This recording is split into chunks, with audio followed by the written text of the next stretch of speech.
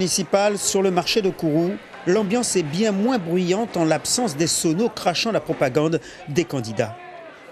Chacun s'approvisionne sans se soucier des risques de coronavirus. Les mesures de lutte contre la propagation ne semblent pas freiner les habitants, encore moins dans la perspective du scrutin de ce dimanche. Selon moi, ce n'est pas une raison suffisante pour ne pas aller voter, parce que c'est quand même un devoir citoyen d'aller voter.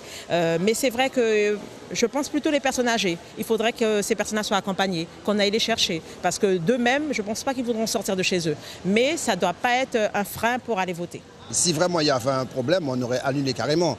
Mais du moment que ça n'a pas été annulé, bon, c'est vrai que c'est avant tout de la politique. Mais personnellement, non, je pense que ça ne va pas forcément gêner les gens. Les gens qui sont gênés, c'est parce qu'ils ne veulent pas aller voter, c'est tout. Mais quand on veut aller voter, bon, il faut remplir son devoir de citoyen. Et à mon avis, à aucun moment, on va faire allusion au coronavirus. Le coronavirus fait son travail. Une maladie qui, malgré tout, focalise les attentions et pourrait quand même pousser à l'hésitation. Alors là, je ne peux pas vous dire. Certainement. Ouais. Il y aura certainement des personnes qui vont avoir peur, mais pourquoi ?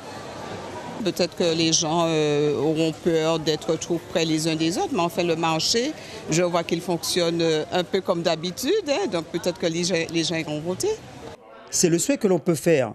En tout cas, dans chaque bureau de vote, tout est mis en œuvre afin que les risques soient quasiment nuls.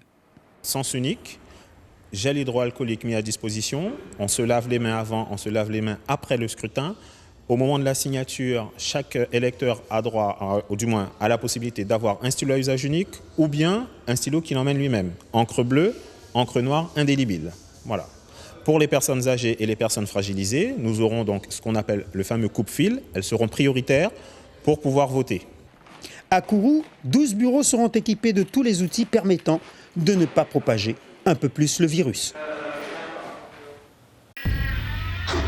Suivez l'info sur Guyana Première, télé, radio et Internet.